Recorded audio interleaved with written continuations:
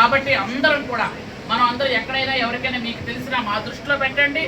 ఎక్కడ కూడా ఎవరైనా మా డోలీలో వస్తూ మధ్యలో ప్రమాదం జరిగిందనో, డోలీలో వస్తూ మధ్యలో ఎక్కడైనా చనిపోయారనో, తల్లి బిడ్డ ఎక్కడో కొండ మీద చనిపోయారనో మాట మనం వినిపించకూడదు. మానవతా దృక్పథంతో అందరం కూడా పనిచేద్దాం.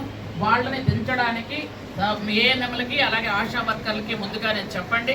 వాళ్ళని తీసుకొచ్చి మనం కింద పెడితే పౌష్టికాహారం ఇచ్చి వాళ్ళని జాగ్రత్తగా డెలివరీ అయ్యాక తల్లి బిడ్డని, ఎందుకంటే తల్లి ప్రసవ వేదన అంటే మనకు తెలుసు, తల్లికి మరో జన్మ పునర్జన్మ, కాబట్టి మనం అవన్నీ చేద్దామని తెలియజేసుకుంటూ, ఇంకా హాస్పిటల్కి ఏదైనా నీడ్ ఉంటే ఖచ్చితంగా నేను చేసి పెడతానని మీ అందరికీ కూడా ఏ రకమైనటువంటి హెల్ప్ కావాలన్నా హాస్పిటల్ నాకు ఏంటంటే ఈ హాస్పిటల్ పేదలకు అందుబాటులో ఉండాలి, డాక్టర్లు సక్రమంగా పనిచేయాలి.